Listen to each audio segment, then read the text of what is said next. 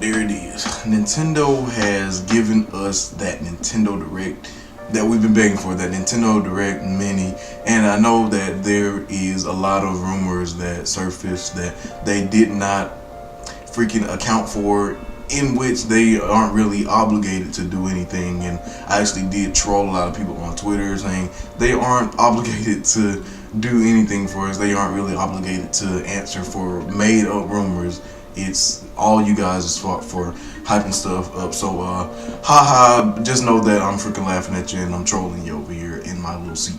So the Nintendo Direct definitely had a great balance of Wii U ports in general, indies, third party. Perfect for a January Direct. Perfect to kick off 2018 as a spectacular year for Nintendo Switch. I love it. So the first game that I saw was Kirby Star Allies, in which I am actually very excited for this game. I don't think I've actually been super excited for a Kirby game, maybe at all, in which this seems like one of those games in which you can actually go crazy with your friends and stuff like that. And this is the area of the Switch in which I feel like Nintendo has not tackled yet. Yes, there are some great family games on the Switch. I guess you can indulge in some Super Bomberman R with your friends. ARMS is fun, but it's competitive. It's not really, it doesn't really put you in a good mood. It's not really a chill game you can do with your friends. And I feel like Kirby Star Allies will be one of the best games on the Switch. I might even make a whole video out of it, in which I think Kirby Star Allies will be an incredible game for Nintendo Switch. Probably going to be one of the best, if not an underrated game on the Nintendo Switch. I'm going to go in full detail. I'm even going to do a final thoughts on the game. So when it comes to these other games on the Switch, we got a Waifu Fighter from SNK featuring all the heroines from their games. I'm pretty sure I don't really play their games like that. We got FE, that pretty much confirms that EA spoiled the Nintendo Direct.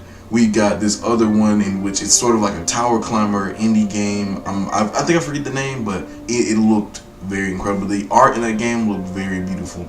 I was actually, if there's one disappointing thing that I have to point out about the Direct, is that it's sort of my own expectations. Nintendo is not accountable for my own hype and expectations. But I would love to have seen a little more Project Octopath than maybe got a release date. They did say something like early 2018, so that makes me think maybe we're gonna get a Direct Mini, maybe we're gonna get like a Square Enix Direct. And speaking of Square Enix, the highlight of the Direct for a lot of people, me included, was the World Ends With You final remix edition for the Nintendo Switch. And this was an extreme highlight for me because, well, I haven't played such a game, and a lot of people, this is a cult classic. Remember this, guys, this is a cult classic that I'm talking about here from the Nintendo DS age.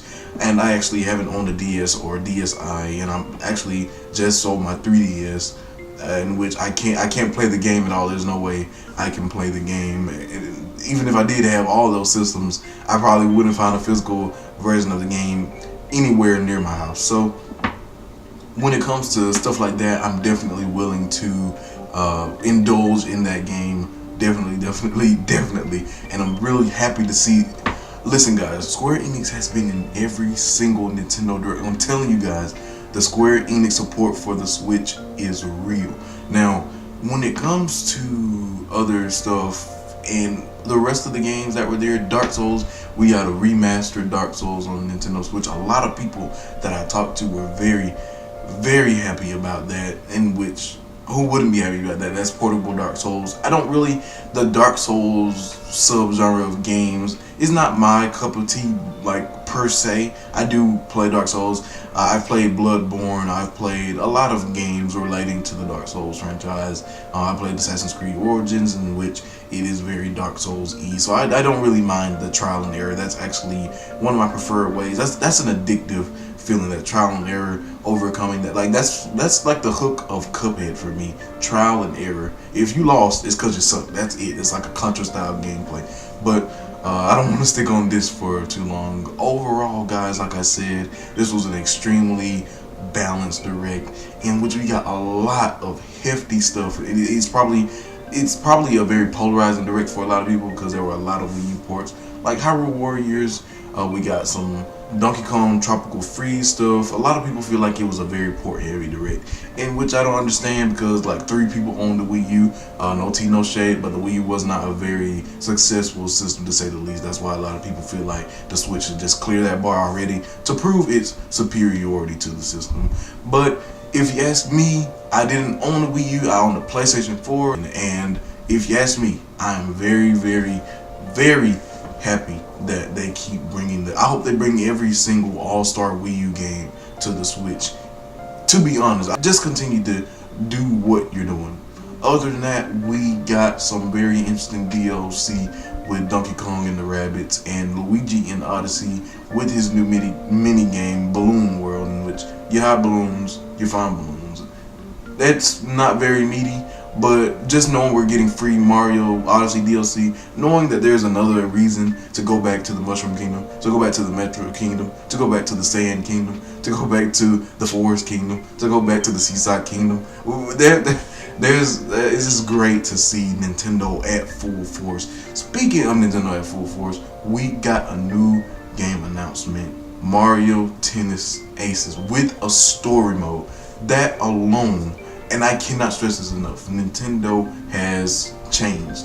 They added a story. It's like they knew where they went wrong with Ultra Smash. They put out the bare minimum with Ultra Smash, and here it looks like they're filling the content to the brim. They're going for this incredible aesthetic with Mario and the hats. All of them got their hair slick. They got their hair slayed.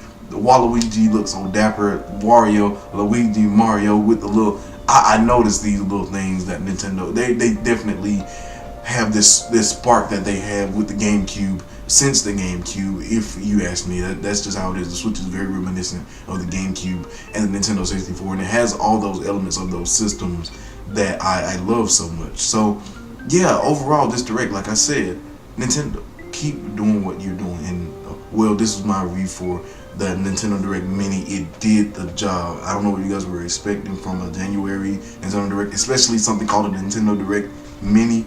But to each his own. If people are gonna get hyped, they're gonna get hyped. There will not be Smash Brothers 5. I doubt there will be Smash Brothers 5 at E3. Other than that, I will catch you all later. Blue Will the Deity out.